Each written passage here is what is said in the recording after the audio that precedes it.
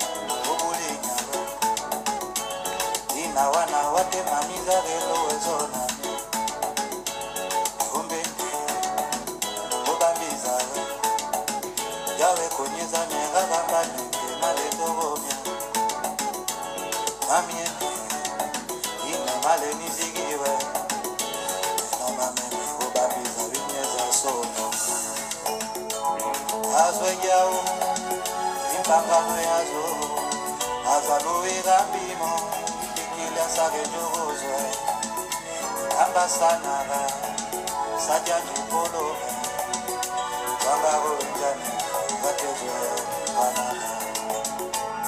Obede Okapana, Obede Opanisa Morama, Obede Okapana, Obede Opanisa Morama, Obede Okapana. Azwatenya wena mianga konde no walide weno tinande Wanga limbolo ya migompono wabikago jibihayo Azwe bununa wana Waya nuzwege wena zawani Kombende kukambana we Kombende kuponisa murawa Kombende kukambana we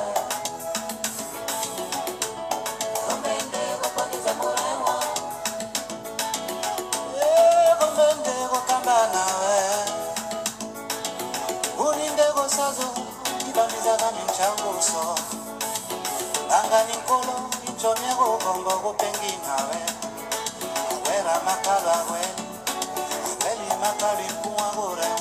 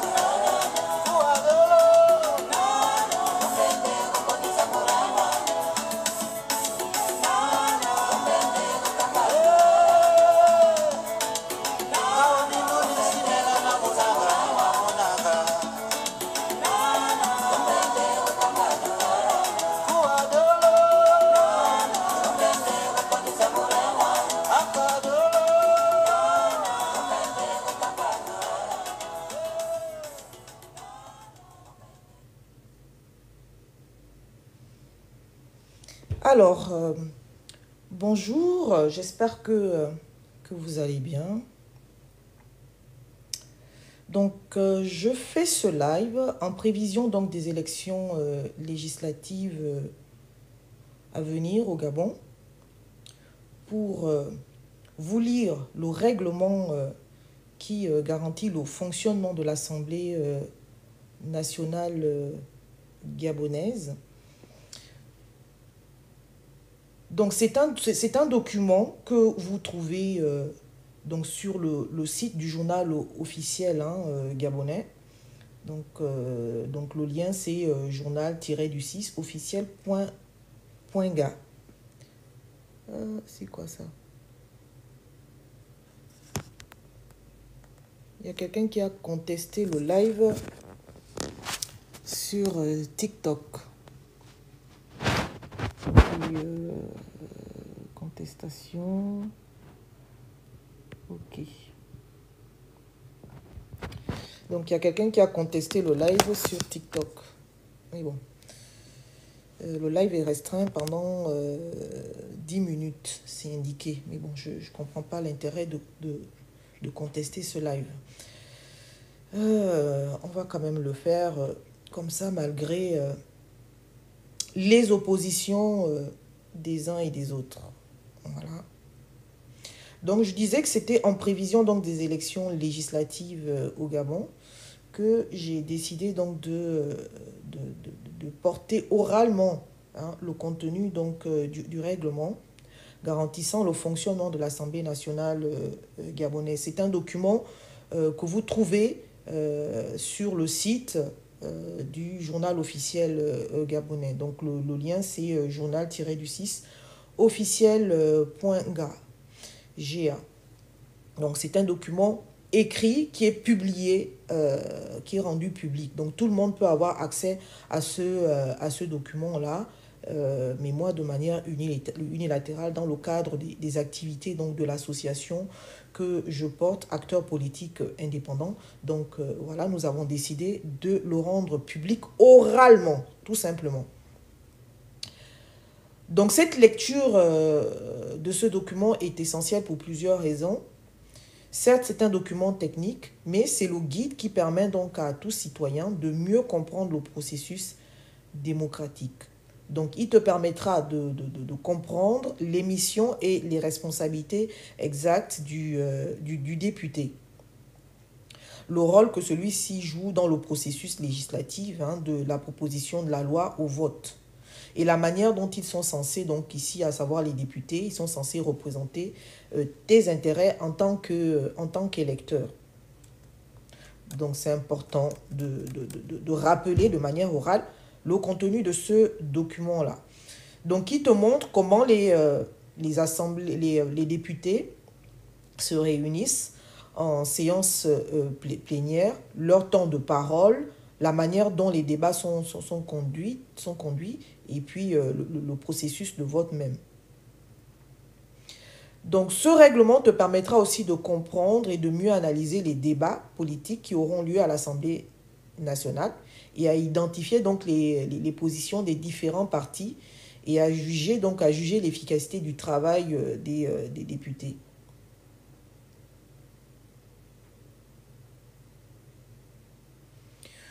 Donc, le règlement de l'Assemblée nationale établit également les procédures de contrôle. Donc, là, on est même dans les missions régaliennes d'un député. Donc, on le verra là-dedans. Donc, les missions donc, de contrôle du gouvernement et de l'administration. Donc, la lecture de ce document te permettra aussi de comprendre les mécanismes par lesquels les députés peuvent exiger la transparence et la responsabilité donc, des membres du gouvernement. Donc, ce qui est important pour la santé démocratique de notre pays. Donc, qui va être long parce qu'il y a plusieurs articles.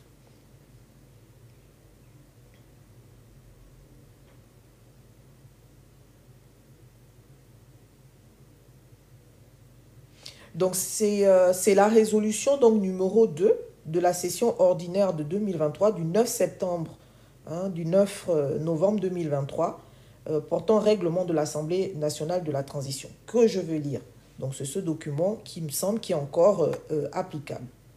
Donc, l'article 1 dit que le présent règlement régit l'organisation et le fonctionnement de l'Assemblée nationale de la transition, conformément aux dispositions de la Charte de la transition du 2 septembre 2023 modifiée et de la Constitution du 26 mars 1991. L'article 2 dit « Le siège de l'Assemblée nationale de la transition est situé à Libreville, au Palais Léon-Bas. Il peut être transféré en tout autre lieu de la République. » Donc, le siège de l'Assemblée nationale de la transition est inviolable. Donc l'article 3 vient nous dire que l'Assemblée nationale de la transition est composée de 98 membres, répartis comme suit. Donc il y a 67 membres. Donc il y a 67 membres issus des organisations politiques ou choisis parmi les personnalités politiques. Il y a 25 membres de la société civile. Il y a 6 membres des forces de défense et de sécurité. Ils portent le titre de député de la transition. Les membres issus des organisations politiques sont choisis par le président de la transition sur les listes présentées par les partis politiques légalement reconnus. Les membres de la société civile et les militaires sont nommés par le président de la transition. Les députés sont nommés pour la durée de la transition, toutefois en cas de manquement avéré aux valeurs prônées par la charte de la transition, du manque constaté après avis du bureau, le président de la transition peut décider de mettre un terme à la fonction d'un député conformément aux dispositions du code d'éthique et de déontologie parlementaire. Les députés de la transition accomplissent leur mission en toute indépendance, avec dévouement, responsabilité, loyauté, intégrité, dignité et disponibilité. Sans préjudice des dispositions légales en vigueur, la fonction de député de la transition est incompatible avec l'exercice de tout autre mandat ou responsabilité publique. Ça peut faire un peu désordre, petite parenthèse, ça peut faire un peu désordre, parce qu'on sait très bien qu'on est plus ou moins sorti en partie de la transition avec la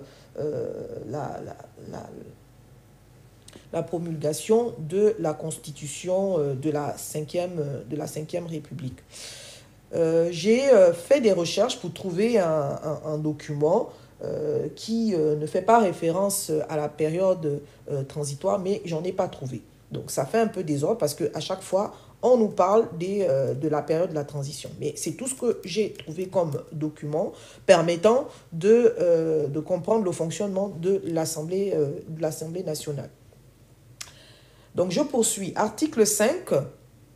Les organes de l'Assemblée nationale de la transition sont, donc il y a un bureau, il y a la conférence des présidents, il y a les commissions générales permanentes et il y a la séance plénière.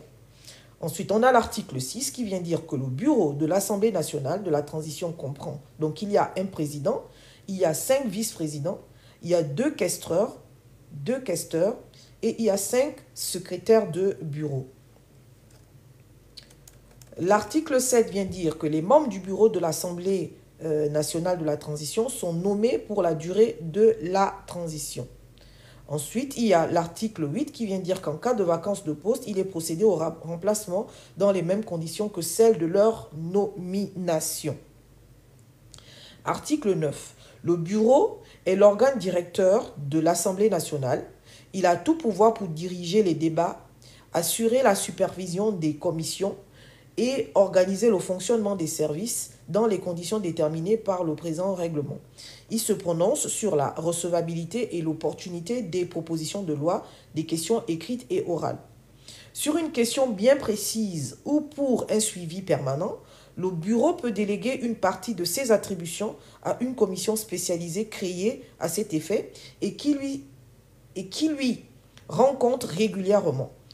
La présidente de la dite commission peut être confiée à l'un de ses membres ou à tout autre député qualifié en la matière. Sous son contrôle et pour des missions bien déterminées, le bureau peut aussi donner mandat à l'un de ses membres ou à tout autre député qualifié en la matière. Article 18. Le président de l'Assemblée nationale représente l'Assemblée et le bureau dont il assure l'exécution des décisions. À ce titre, il est assisté par les autres membres du bureau. Il dirige et contrôle tous les services de l'Assemblée. Il est l'ordonnateur du budget. Il préside les débats et en assure la police. Il nomme les membres des bureaux des commissions générales permanentes. Il est chargé de veiller à la sécurité intérieure et extérieure de l'Assemblée nationale.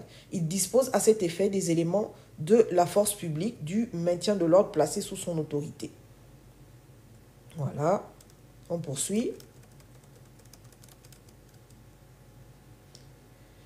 Les communications de l'Assemblée nationale sont faites par le président. Les communications du gouvernement sont adressées au Premier ministre de la transition. Donc, je disais, hein, c'est un test visibilité du live restreint en 10 minutes. Ok, j'ai compris. Il y a quelqu'un qui a signalé le live. Je ne comprends pas bien l'intérêt, mais c'est pas grave. C'est parce qu'il va nous empêcher de poursuivre ce live. Donc, en cas d'empêchement temporaire, le président est suppléé par les vice-présidents suivant l'ordre protocolaire. Une décision du président de l'Assemblée nationale fixe les attributions de chacun des vice-présidents. En cas de vacances ou d'empêchement définitif du président dûment constaté par le bureau de l'Assemblée nationale, le président de la République, chef de l'État, procède à son remplacement. Article 12. Les questeurs, sous l'autorité du président, sont conjointement chargés de la gestion des services administratifs et financiers de l'Assemblée nationale. Aucune dépense non budgétisée ne peut être engagée sans leur avis préalable. Article 13.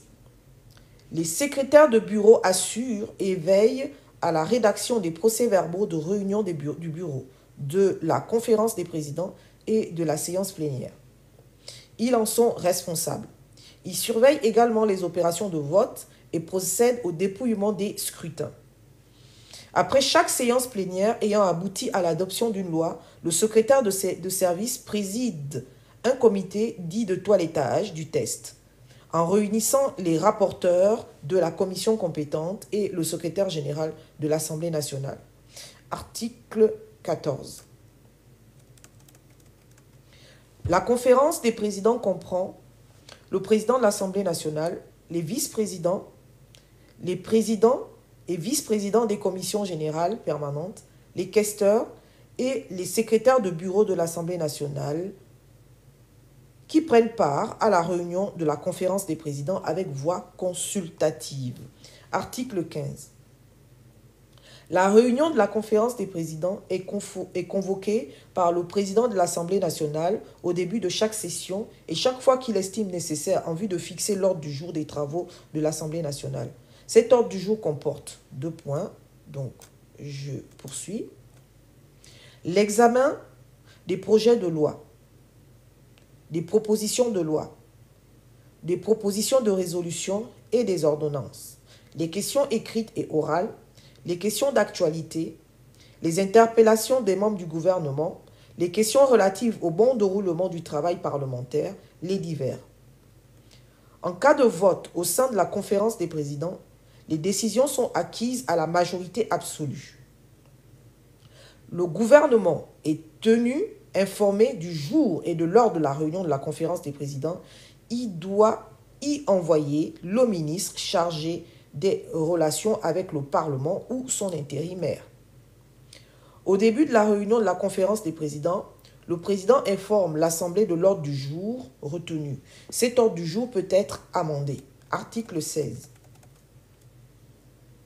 Les commissions générales permanentes sont chargées, selon leur domaine de compétence, de l'examen des affaires soumises à l'Assemblée nationale et sont fixées comme suit. La commission des lois, des affaires administratives et des droits de l'homme, la commission des affaires étrangères, de la coopération internationale, de la défense nationale, la commission des finances, du budget et de la comptabilité publique, des affaires économiques et de la production, la commission de la planification, de l'aménagement du territoire, des infrastructures, des travaux publics et de la communication, de l'innovation, la commission de la santé, de l'éducation, des affaires sociales et culturelles, la commission de l'environnement, du climat, de la protection de la nature et du développement. Les députés sont membres de plein droit des 6 commissions générales permanentes.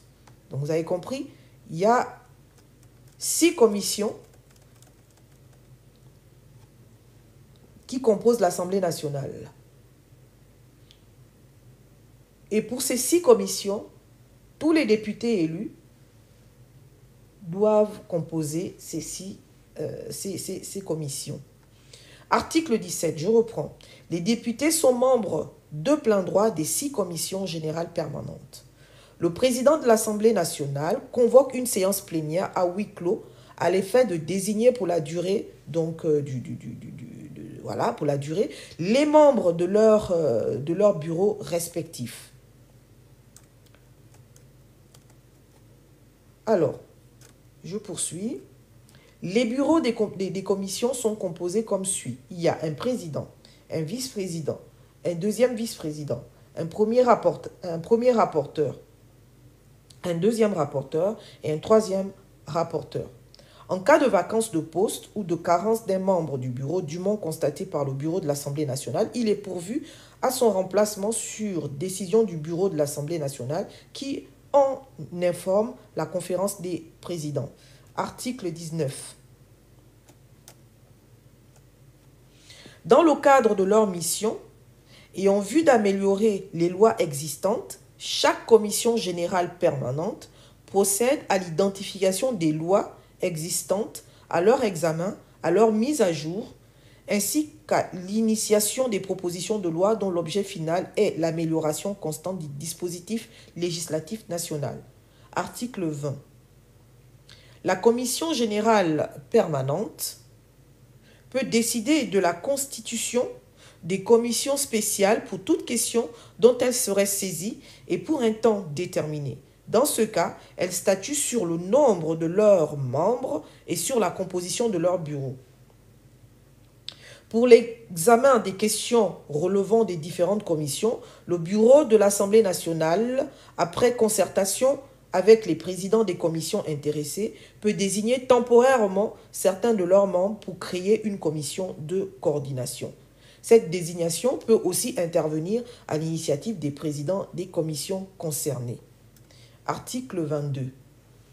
La commission générale permanente peut décider, en raison de la complexité ou de la technicité d'un test, de constituer une commission ad hoc chargée d'examiner le dit test. Les commissions ad hoc peuvent entendre, avec l'accord du président de l'Assemblée nationale, toute personne qui leur paraît utile pour leur information. Article 23. La présence aux travaux des commissions est obligatoire. Conformément aux dispositions du présent règlement, 2 absences injustifiées constatées par le bureau de la commission concernée entraînent, après rapport dressé au bureau de l'Assemblée nationale, des sanctions. Article 24. Les sanctions sont prononcées en conseil de discipline par le bureau de l'Assemblée nationale réuni à cet effet. Le président de l'Assemblée nationale, peut demander au bureau de l'Assemblée nationale le non-paiement des indemnités journalières de session aux commissaires concernés à concurrence de la durée de l'absence constatée. Donc c'est clair, un député qui s'absente 2 fois sans justifier de cette absence encourt des sanctions. Une commission empêchée peut donner mandat par écrit à un autre député, membre de la commission, qui le remet au président au début de la séance. Chaque commissaire ne peut émettre plus de 2 votes, y compris le sien.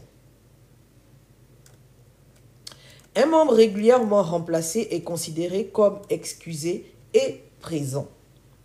Les commissions sont convoquées à la diligence de leur président. La présence de la moitié plus 1, donc 51 on va dire, des membres en exercice est nécessaire pour la validité des votes en commission. Les affaires sont examinées suivant le calendrier des débats. La police des débats est assurée par le président. Article 26. Donc ici on voit comment les commissions fonctionnent au sein de l'Assemblée nationale. Donc, article 26. Le président et le rapporteur sont seuls habilités en séance plénière pour intervenir dans la défense du projet ou de la proposition de loi rapportée. Les membres de la commission considérée sont engagés par le rapport, sauf demande préalable d'intervention consignée dans le rapport. Lorsqu'un vote n'a pu avoir lieu, faute de quorum, le scrutin a lieu verbalement. Le scrutin a lieu valablement, quel que soit le nombre des votants, au cours de la séance suivante qui ne peut être tenue moins d'une heure après. Article 27. Les commissions sont saisies à la diligence du président de l'Assemblée nationale de tous les projets ou propositions de loi et des résolutions relevant de leurs compétences. L'initiateur d'un texte de loi ou d'une proposition de résolution est auditionné par la commission compétente pour en exposer les motifs. Donc voici comment les députés peuvent initier et faire aboutir le projet de loi qu'ils veulent soumettre à l'Assemblée nationale. Une correspondance du président de l'Assemblée nationale lui est adressée à cet effet. Les membres du gouvernement et exclusivement assistés des collaborateurs nationaux. Les commissions peuvent entendre avec l'accord du président de l'Assemblée nationale toute personne qui leur paraît utile pour leur information. Les ministres ont accès aux commissions, ils y sont entendus à leur demande, toutefois ils ne peuvent assister au vote, ce qui est tout à fait normal. L'auteur d'une proposition de loi, d'une proposition de résolution ou d'un amendement peut demander à être entendu par la commission compétente. Il se retire au moment du vote. Chaque affaire examinée en commission doit faire l'objet d'un rapport qui est obligatoirement distribué en temps utile à tous les députés avant les débats en séance plénière.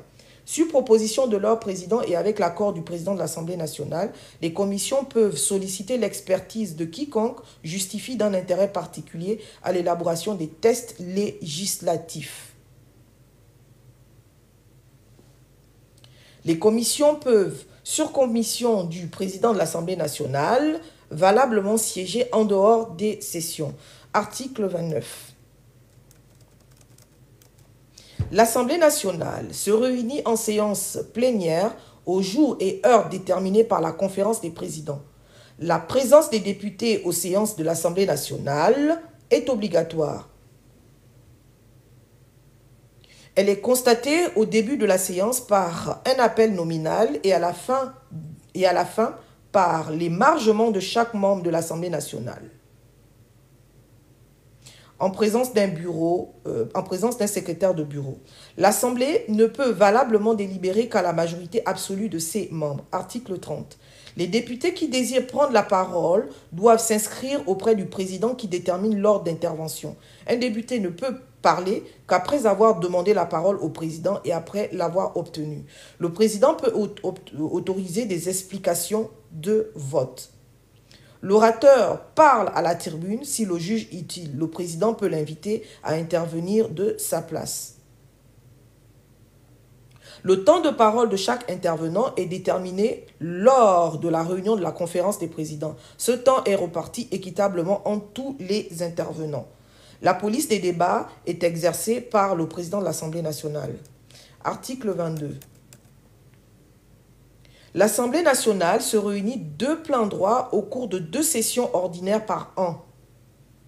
La première session ordinaire s'ouvre le premier jour ouvrable du mois de mars et prend fin au plus tard le dernier jour ouvrable du mois de juin. Donc on a mars, avril, mai, juin. Donc ça fait à peu près 4 mois de session.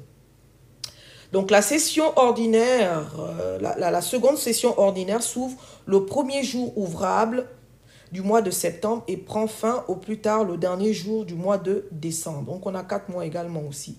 Donc septembre, octobre, novembre, décembre. Les sessions extraordinaires sont ouvertes et closes par décret du président. Elles ne peuvent excéder une durée de 15 jours. Les règles de fonctionnement et les procédures législatives sont les mêmes qu'en session ordinaire.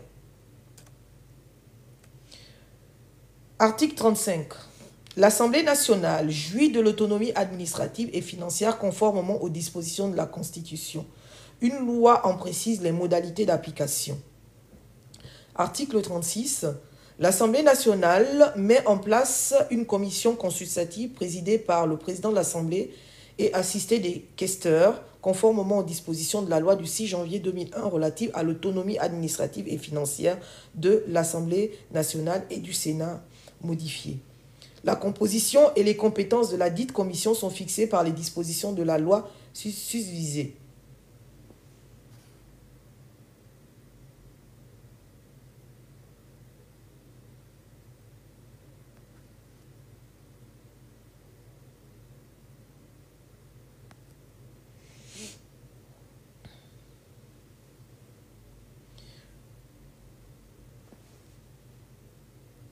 Article 37. Le président de l'Assemblée nationale de la transition, assisté des questeurs, élabore le projet de budget qu'il soumet au bureau pour examen et approbation. Article 38. Dans le cadre de l'élaboration du budget et conformément aux dispositions de la loi numéro 1099 du 6 janvier 2001 relative à l'autonomie administrative et financière modifiée, l'Assemblée nationale, conjointement avec le Sénat, met en place une commission dénommée Commission spéciale des crédits chargée de l'harmonisation des projets des budgets des deux chambres approuvés par les bureaux respectifs. La commission spéciale des crédits comprend 16 membres répartis comme suit. Donc il y a 4 questeurs des chambres, 2 présidents des commissions des finances, 6 rapporteurs des commissions des finances, 2 députés et 2 sénateurs désignés par leur commission des finances respectives. La commission spéciale des crédits est présidée par le président de la commission des finances de l'Assemblée nationale. Le président de la commission des finances du Sénat en est le vice-président. Les 6 rapporteurs sont répartis à raison de 3 par chambre. Article 39. Dans l'accomplissement de sa mission, la commission peut recueillir l'avis de toute personne et tout organisme qui lui paraît utile pour information. Elle arrête les dotations allouées par l'État en concertation avec les ministres compétents. Article 40. La commission spéciale des crédits dresse un rapport en double exemplaire. Un exemplaire est transmis au gouvernement pour prise en compte dans le projet de loi de finances et l'autre à la commission des finances de chaque chambre pour insertion dans le rapport. Les crédits votés au bénéfice de l'Assemblée nationale sont ordonnancés globalement au profit du Trésor central par le ministre chargé du budget. Les crédits ainsi ordonnancés sont libérés par tiers par le Trésor central selon la périodicité ci-dessous indiquée. Le premier tiers dans un délai de 20 jours après la promulgation de la loi de finances. Le deuxième tiers le 21 mai, le troisième tiers le 20 août. Les fonds libérés sont mis à la disposition de l'Assemblée nationale par domiciliation en compte ouvert en son nom dans les livres des banques primaires. Article 42.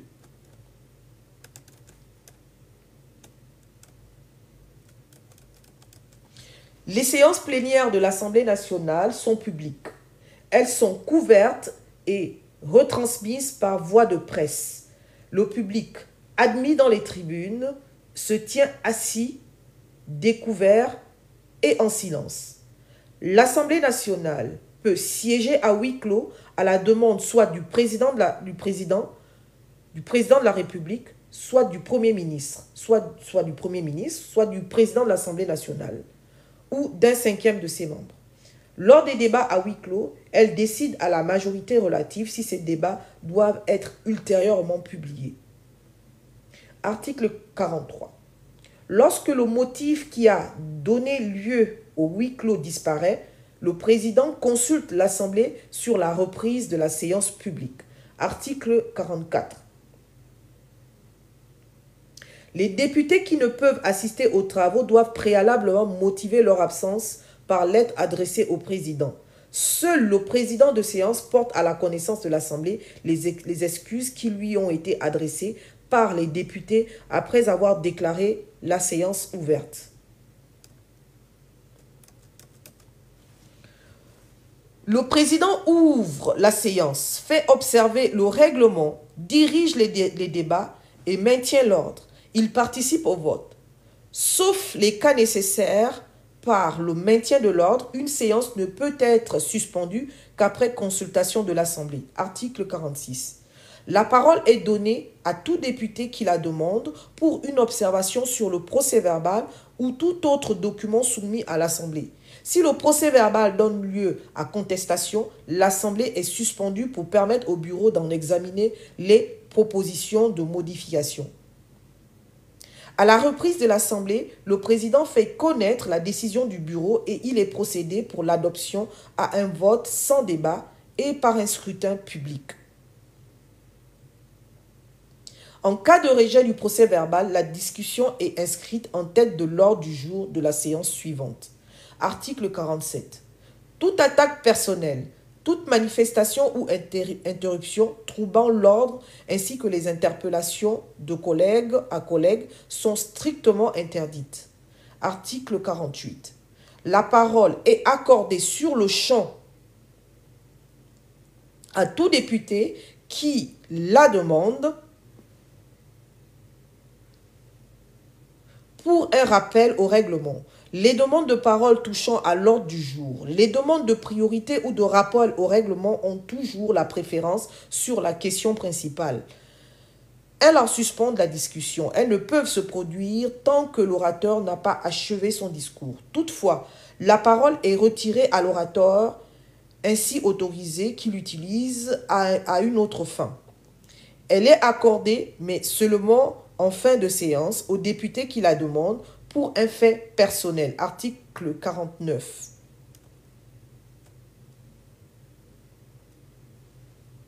L'inscription préalable des orateurs ne leur confère aucune priorité pour le tour de parole, lequel peut être modifié par le président de séance. Article 50. Lorsqu'un débat doit avoir lieu sur un rapport de commission, le bureau de l'Assemblée nationale peut fixer la durée des interventions relatives à la discussion au fond de l'ensemble du texte soumis. Au cours de la discussion des articles, tout député peut obtenir la parole pour un exposé en rapport avec la discussion. Article 51. L'orateur ne doit pas s'écarter de la question, sinon le président l'y rappelle. Si l'orateur rappelé 2 fois dans la même intervention continue à s'en écarter, le président peut lui retirer le droit à la parole pour la suite du débat. Article 52. Le président de l'Assemblée nationale ne peut prendre la parole dans un débat que pour présenter l'état de la question et ramener l'Assemblée à cette question. Article 53. Les membres du gouvernement, les présidents et les rapporteurs des commissions intéressées obtiennent la parole quand ils la demandent. Nonobstant certains cas particuliers, lorsque le gouvernement décide de faire une communication de l'Assemblée nationale, peuvent prendre la parole pour lui répondre le président de la commission intéressée et les orateurs inscrits. Article 55.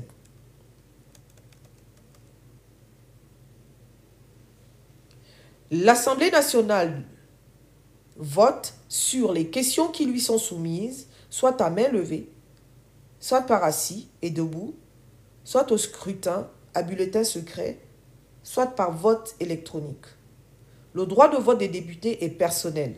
Toutefois, la délégation de vote est permise lorsqu'un député est absent pour toute cause justifiée.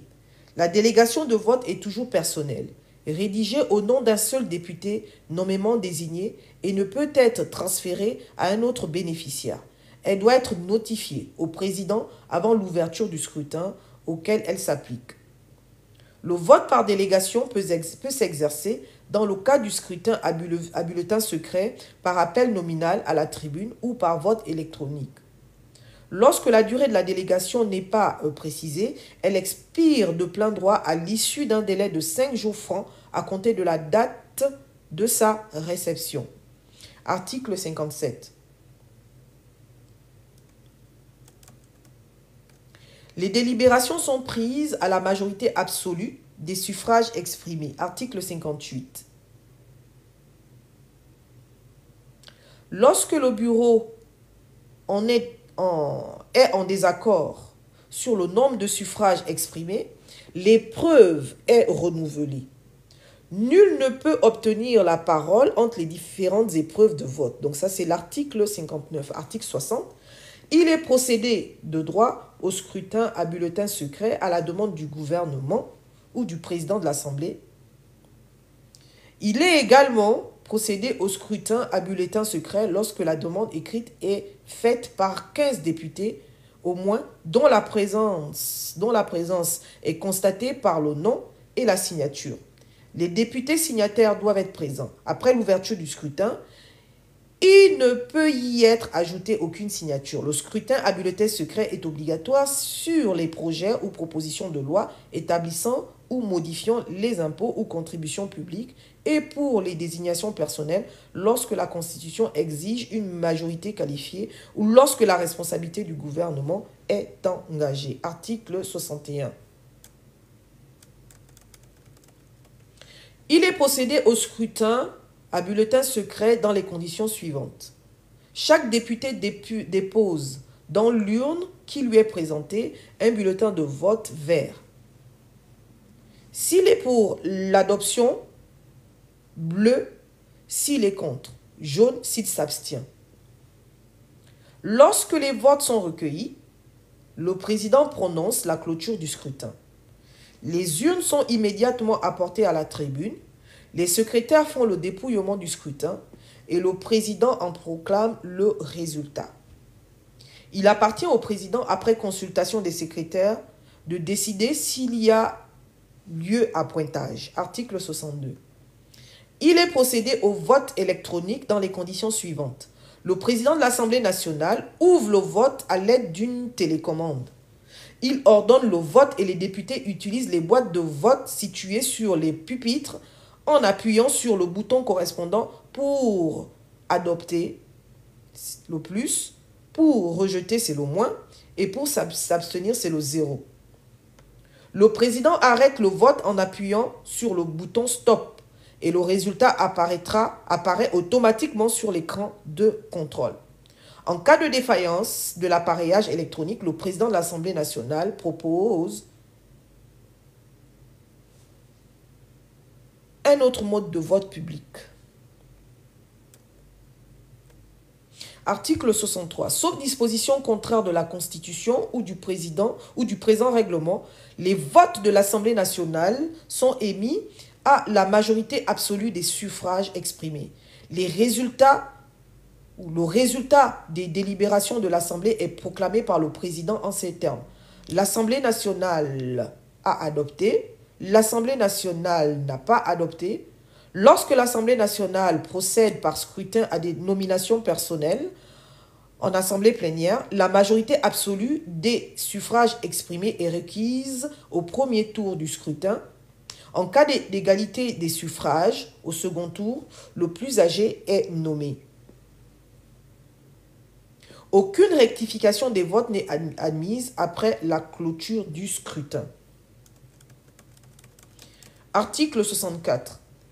Les mesures disciplinaires applicables aux membres de l'Assemblée nationale sont les suivantes. Donc, il y a le rappel à l'ordre avec inscription au procès verbal, la censure avec réduction ou privation des indemnités journalières de cession ou suspension des émoluments mensuels, la censure avec exclusion temporaire.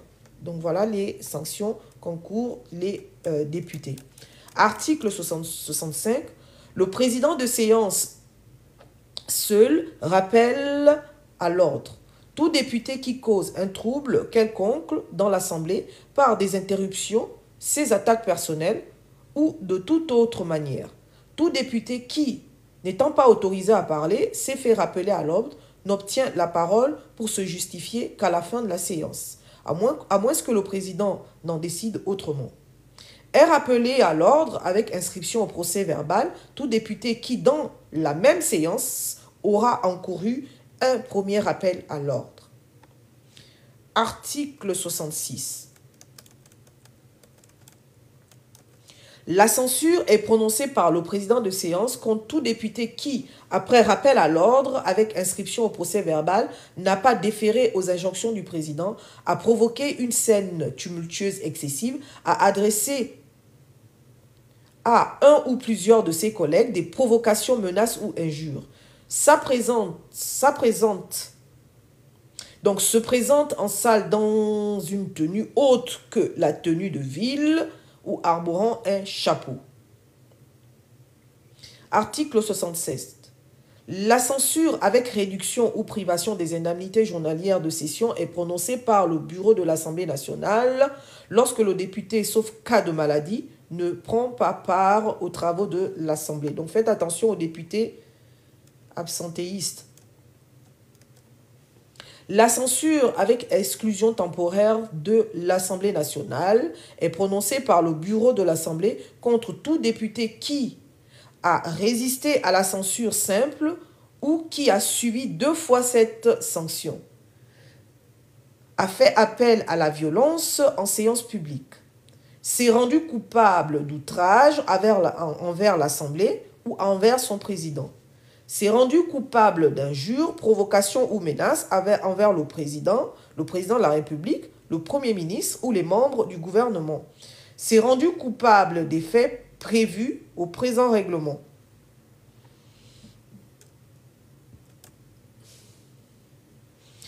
La censure avec exclusion temporaire entraîne l'interdiction de prendre part aux travaux de l'Assemblée et des commissions jusqu'à expiration du 3e jour de séance après celui où la censure a été prononcée. En cas de refus du député de se conformer à l'injonction qui lui est faite par le président de sortir de l'Assemblée, la séance est suspendue.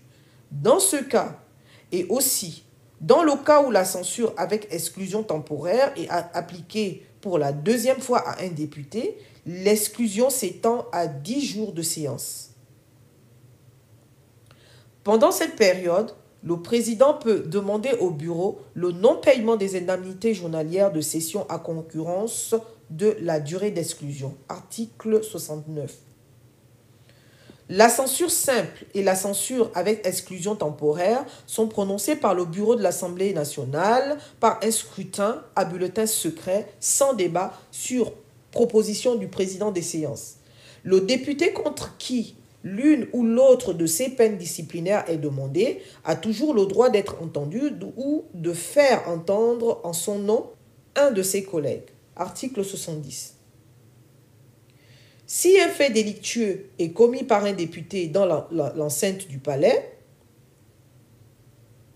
pendant que l'Assemblée est en séance, le débat en cours est suspendu. Séance tenante, le président porte le fait à la connaissance de l'Assemblée. Article 71. Il est interdit à tout député, sous peine des sanctions prévues à l'article 68, d'exciper ou de laisser user de sa qualité dans les entreprises financières, industrielles ou commerciales, ou d'une façon générale d'user de son titre pour d'autres motifs que pour l'exercice de son mandat. Donc ça, c'est intéressant à reprendre. Si pour des raisons de force majeure, je reprends l'article 71, il est interdit à tout député, sous peine des sanctions prévues à l'article 68, d'exciper ou de laisser user de sa qualité dans les entreprises financières, industrielles ou commerciales, ou d'une façon générale d'user de son titre pour d'autres motifs que pour l'exercice de son mandat. Article 72. Si pour des raisons de force majeure, il est amené pendant une absence à s'occuper d'autres problèmes que ceux pour lesquels il a obtenu l'autorisation d'absence, il doit en informer le président de l'Assemblée nationale, lequel doit à son tour porter cette situation à la connaissance du bureau. Article 73. Il est interdit de fumer à l'intérieur du palais Léon-Mba. Pendant les séances plénières et les cérémonies solennelles de l'Assemblée nationale, le port de la tenue de ville est de rigueur pour les députés. L'usage des téléphones portables est interdit pendant le déroulement des travaux de l'Assemblée nationale. Le président de séance rappelle à l'ordre tout député qui contreviendrait à cette disposition. En cas de récidive, il invite le député en question à quitter la salle et en informe le bureau de l'institution. Article 74. Aucun député ne peut être poursuivi. Donc là, on est sur l'immunité. Aucun député ne peut être poursuivi, recherché, détenu ou jugé à l'occasion des opinions ou votes émis par lui dans l'exercice de ses fonctions. Aucun député ne peut, pendant la durée des sessions, être poursuivi ou arrêté en matière criminelle ou correctionnelle sans l'autorisation du bureau de l'Assemblée nationale, sauf en cas de flagrance. Donc l'immunité parlementaire peut être levée en cas de flagrance. Aucun député ne peut, hors session, être arrêté en matière criminelle ou correctionnelle sans l'autorisation du bureau de l'Assemblée nationale, sauf cas de flagrance, de poursuite autorisée ou de condamnation définitive. La détention ou la poursuite d'un député est suspendue si l'Assemblée nationale le requiert, conformément à l'article 38 de la Constitution. Donc on va dire ici conformément à la Constitution. Le bureau de l'Assemblée nationale constitue pour chaque demande de levée de l'immunité parlementaire d'un député ou pour chaque demande de suspension, de poursuite déjà engagée, une commission ad hoc de 11 membres nommés parmi les députés de l'Assemblée nationale.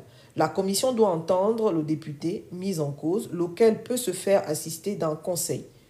Dans les débats ouverts par l'Assemblée nationale, en séance publique sur les questions d'immunité parlementaire, peuvent seuls prendre la parole le rapporteur de la commission, le gouvernement et le député mis en cause et ou son conseil, un orateur pour et un orateur contre. Les conclusions de la commission ad hoc sont portées à la connaissance du bureau de l'Assemblée nationale, lequel statue en application donc, de l'article 38, lequel statue en application des dispositions de la Constitution. Donc, article 76. Les projets de loi et les propositions de loi ou de résolution sont déposés sur le bureau de l'Assemblée nationale. Les propositions de résolution ne concernent que l'organisation et le fonctionnement de l'Assemblée. Article 77. Les textes sont déposés, imprimés en 150 exemplaires et sous format numérique et y sont envoyés pour examen à la commission compétente. Avant son adoption définitive, le gouvernement peut à tout moment retirer par décret donc, du ministre un projet de loi.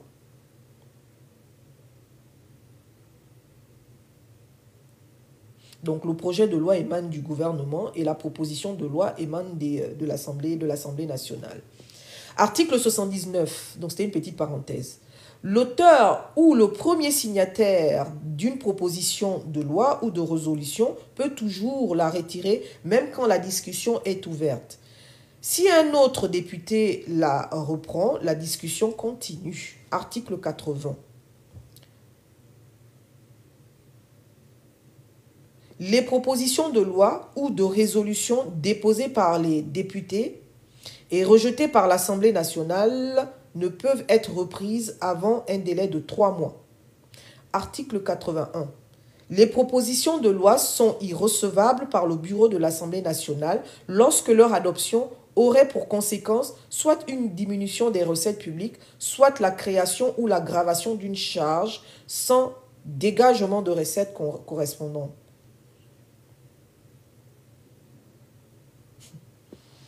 Les propositions de loi sont irrecevables par le bureau de l'Assemblée nationale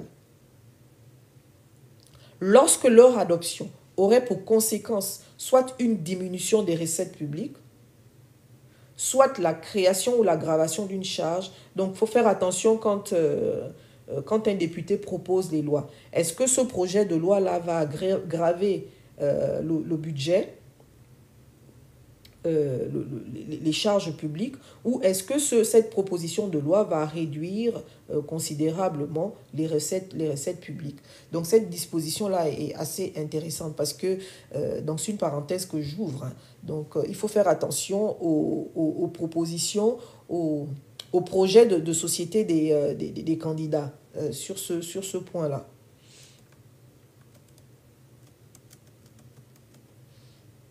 Article 82. Avant leur examen, en séance plénière, tout projet ou proposition de loi déposé sur le bureau de l'Assemblée nationale doit être examiné en commission permanente. Si une commission permanente se déclare incompétente, ou en cas de conflit de compétences entre deux ou plusieurs commissions, la conférence des présidents tranche sur la question. Article 83. Tout projet ou proposition de loi soumis à l'examen des commissions doit faire l'objet d'un rapport et être présenté en séance publique par le président ou le rapporteur de la commission. Les rapports des commissions doivent, sauf en cas d'urgence, être mis à la disposition des députés au plus tard 2 jours avant la séance au cours de laquelle ils seront discutés.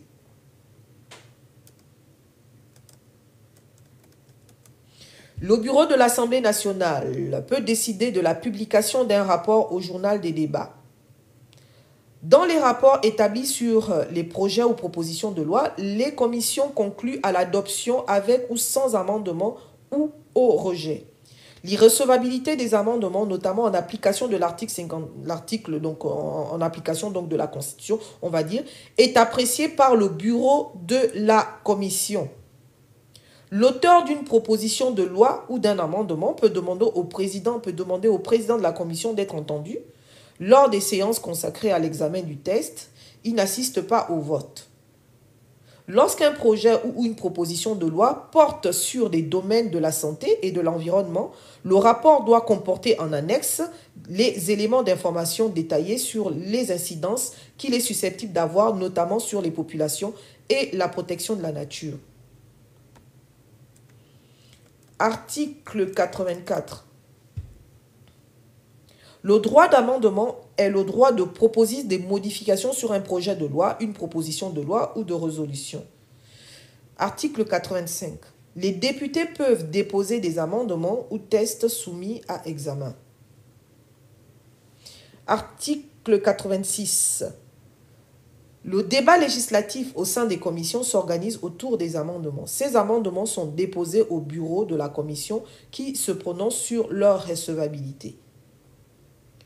Le dépôt des amendements obéit à la procédure suivante. L'amendement doit être écrit de façon à prévenir toute incertitude sur son contenu exact. L'amendement doit être motivé de telle sorte que chacun puisse apprécier les motifs et la portée de la modification proposée. Les amendements s'appliquent directement et uniquement au texte qu'ils visent. L'amendement doit être signé et daté par son ou ses auteurs. Article 87. La date limite de dépôt des amendements est fixée à 48 heures avant l'examen au fond du texte. Toutefois, pour des raisons particulières, le président de la commission peut modifier ce délai. Article 88. Un amendement peut être déclaré irrecevable pour les raisons suivantes. Si ce dernier envisage une diminution ou une augmentation des ressources ou des charges publiques non compensées. S'il ne relève pas du domaine de la loi. S'il ne s'applique pas effectivement au texte qu'il vise. S'il ne respecte pas les délais de dépôt ou les normes requises. S'il remet en cause des dispositions déjà adoptées. D'autres cas d'irrecevabilité dûment motivés peuvent être prononcés par le bureau de la commission générale permanente. Article 89. Les textes sont examinés dans l'ordre des articles. Article 90. La commission saisie d'un projet, d'une proposition de loi ou d'une proposition de résolution inscrit en même temps à son ordre du jour l'examen du texte initial et des amendements déposés. L'auteur d'un amendement déposé au bureau de la commission avant l'examen du texte concerné peut, lorsque son amendement n'a pas été adopté par la dite commission, émettre des réserves pour demander à intervenir en séance plénière de l'Assemblée. Article 91. L'ordre du jour de l'Assemblée nationale, en particulier pour l'examen des projets et des propositions de loi ou d'une proposition de résolution, est déterminé conformément aux dispositions de l'article 15 du présent règlement. Alors, qu'en est-il des débats? L'article 91. L'ordre du jour de l'Assemblée nationale, en particulier pour l'examen des projets et des propositions de loi, les projets viennent du gouvernement, les propositions viennent de l'Assemblée nationale, donc des députés, ou d'une proposition de résolution en lien avec le fonctionnement du Parlement, je reprends, est déterminé conformément aux dispositions de l'article 15 du présent règlement. Tout texte soumis à examen en séance plénière doit avoir fait au préalable l'objet d'un rapport de la commission compétente dans les conditions prévues par le présent règlement, à l'exception toutefois des motions de censure.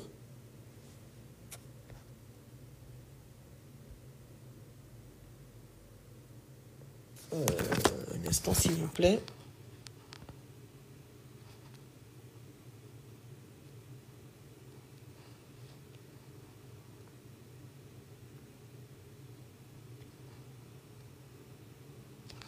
Merci.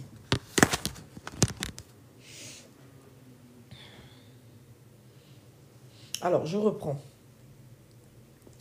Article 92. Tout texte soumis à examen en séance plénière doit avoir fait au préalable l'objet d'un rapport de la commission compétente dans les conditions prévues par le présent règlement, à l'exception toutefois des motions de censure, des motions tendant à soumettre un projet de loi au référendum, des amendements. Le rapport doit être mis à la disposition des députés au moins 2 jours avant le débat.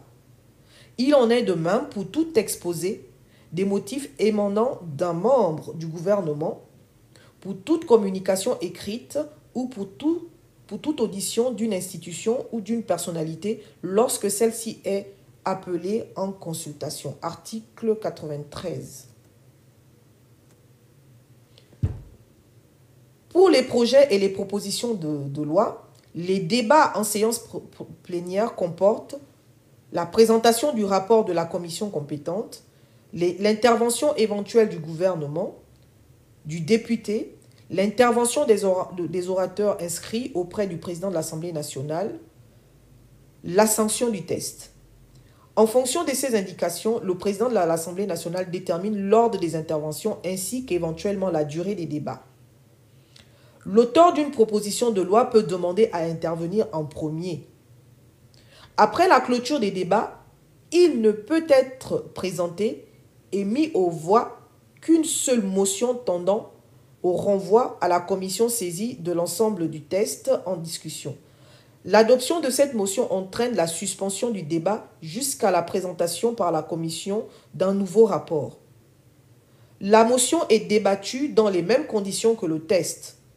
Le président de l'Assemblée nationale détermine à bref délai, éventuellement après consultation du gouvernement, la date et l'heure de présentation du nouveau rapport.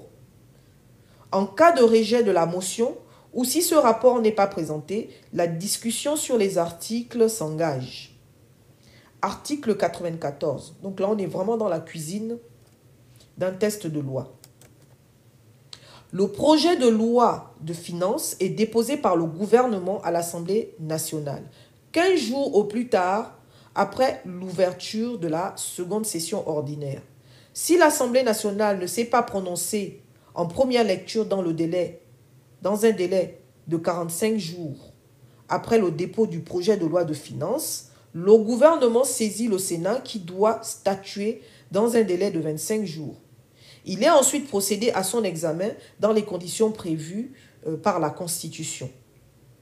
Entre l'Assemblée nationale et le Sénat, la procédure relative au vote du budget est identique à celle de la loi ordinaire, sous réserve des dispositions prévues par la Constitution. Si au terme de la session budgétaire, les deux chambres du Parlement se séparent sans avoir voté le budget en équilibre, le gouvernement est autorisé à reconduire par ordonnance le budget précédent conformément à la Constitution. Alors, quels sont les rapports entre le Sénat et l'Assemblée nationale? Article 95.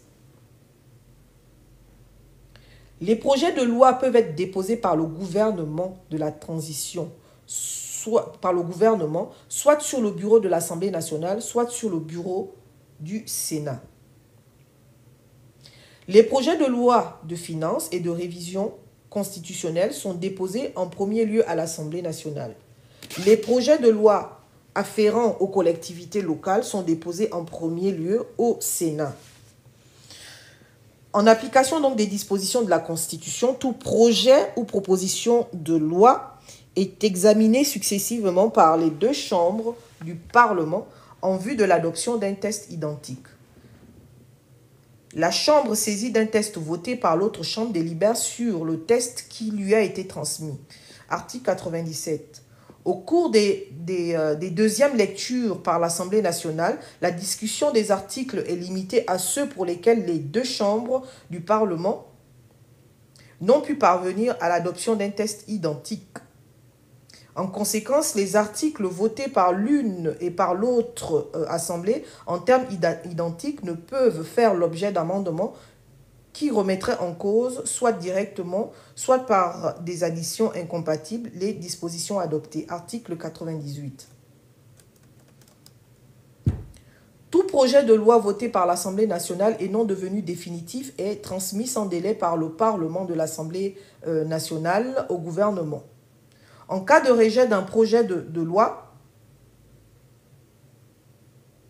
je reprends, tout projet de loi voté par l'Assemblée nationale et non devenu définitif est transmis sans délai par le président de l'Assemblée nationale au gouvernement. En cas de rejet d'un projet de loi, le président en informe le gouvernement. Toute proposition de loi votée par l'Assemblée nationale et non devenue définitive est transmise sans délai par le président de l'Assemblée nationale au président du Sénat. Le gouvernement est informé de cette transmission. En cas de rejet d'une proposition de loi transmise par le Sénat, le président en informe le président du Sénat et le gouvernement. Lorsque l'Assemblée nationale a adopté sans modification un projet ou une proposition de loi votée par le Sénat, le président de l'Assemblée nationale transmet le texte définitif au gouvernement aux fins de promulgation par le président. Le président de la République. Le président du Sénat est informé de cette transmission. Article 100. Lorsque par suite d'un désaccord entre les deux chambres, un projet de loi ou une proposition de loi n'a pu être adopté, après une seule lecture par chaque assemblée, le président de la chambre l'ayant adopté en dernier a la faculté de provoquer la réunion d'une constitution mixte paritaire des deux chambres chargée de proposer un texte commun sur les dispositions demeurant en discussion. Article 101. En accord avec l'Assemblée nationale et le Sénat, le nombre de représentants de chaque chambre dans les commissions mixtes paritaires est fixé à 7. Dans les mêmes conditions, 7 suppléants sont désignés. Ceux-ci ne sont appelés à voter que dans la mesure nécessaire au maintien de la parité entre les deux chambres. Les membres des commissions mixtes paritaires sont désignés dans le cadre des commissions générales compétentes, saisies à cet effet par le président de chaque chambre. Article 102. Compétentes, saisies à cet effet par le président de chaque chambre. Article 102.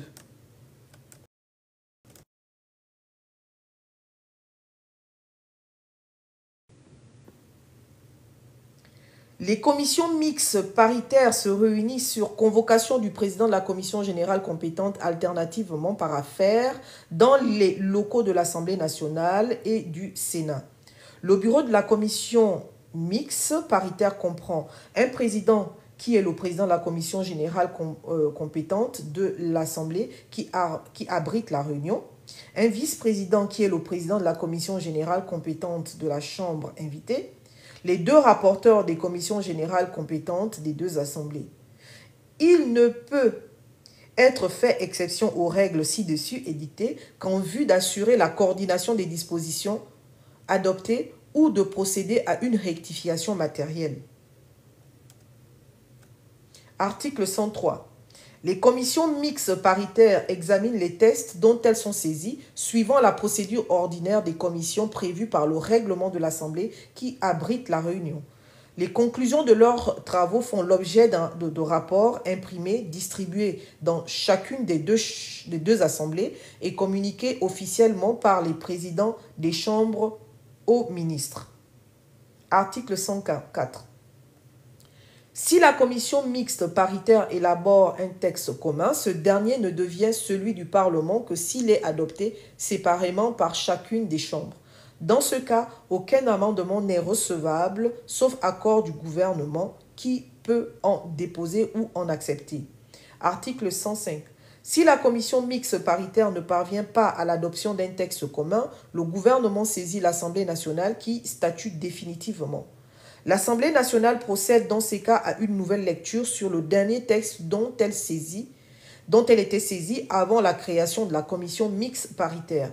Article 106.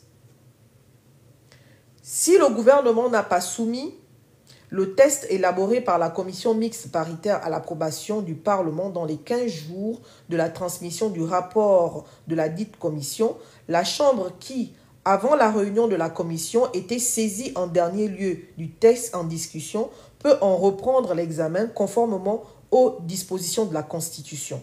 Article 107. En cas de rejet d'un projet de loi en séance plénière, le président de l'Assemblée nationale en informe le gouvernement.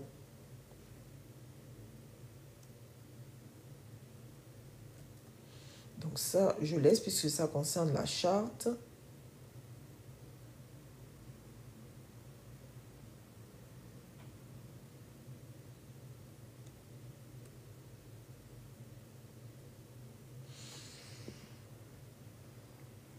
Alors, article 113. Le gouvernement peut faire devant l'Assemblée nationale des déclarations avec ou sans débat. Dans le cas de déclaration avec débat, le président de l'Assemblée nationale arrête la liste des orateurs après la communication gouvernementale. La police des débats est assurée par le président de séance. En l'absence de débat, il n'est pas organisé de vote.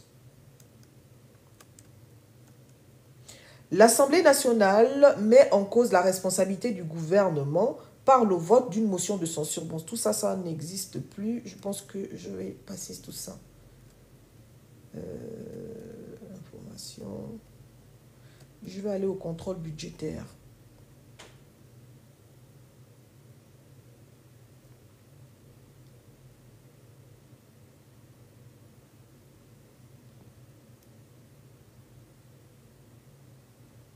Le contrôle budgétaire s'exerce à l'occasion de l'examen de projets de loi de finances et vise également à s'assurer de la bonne exécution des lois de finances.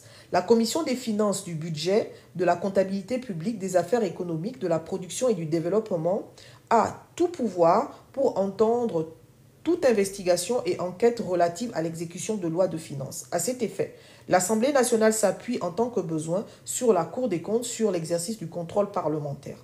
L'Assemblée nationale institue au sein de la Commission des finances, du budget, de la comptabilité publique, des affaires économiques, de la production et du développement, un comité permanent chargé du suivi de l'exécution du budget général de l'État. Ce comité, renouvelable chaque année, reçoit mandat de la Commission des finances, du budget, de la comptabilité publique, des affaires économiques, de la production et du développement pour l'exécution de sa mission. Il est composé de 30 membres. À la fin de chaque exercice budgétaire, il établit un rapport qu'il soumet à la Commission des finances, du budget, de la comptabilité publique, des affaires économiques, de la production et du développement avant tout examen du projet de loi de finances. Lorsqu'il en fait la demande, le bureau de la Commission des finances, du budget, de la comptabilité publique, des affaires économiques et de la production et du développement reçoit communication de tous les documents et les renseignements destinés à permettre l'exercice du contrôle du budget des départements ministériels. Pour l'exercice de ce contrôle, le bureau est assisté par un ou plusieurs membres de la commission. Article 128. Les informations ou les investigations sur place que la Commission des finances, du budget, de la comptabilité publique, des affaires économiques, de la production et du développement demande ne doivent pas lui être refusées. Elle peut procéder à l'audition des responsables des institutions, des autorités administratives indépendantes, des ministres ou de leurs collaborateurs dans les conditions déterminées par la Constitution et les lois et les règlements en vigueur. Toute personne entendue par le dit comité est liée par le secret professionnel. Le gouvernement, à travers le ministre chargé du budget, transmet à l'Assemblée nationale à titre d'information et aux fins de contrôle des rapports trimestriels sur l'exécution du budget en recettes comme en dépenses et sur l'application de la loi des finances. Il est créé au sein de chaque commission générale permanente, conformément donc aux dispositions, un comité d'évaluation du plan d'action, et de la feuille de route. Donc là, on est sûr, là, ok, je vais laisser ça. Donc tout le reste concerne vraiment la transition et les dispositions transitoires. Je pense que je vais arrêter là. Donc, on a ici vraiment les dispositions qui nous permettent de comprendre comment le Parlement fonctionne.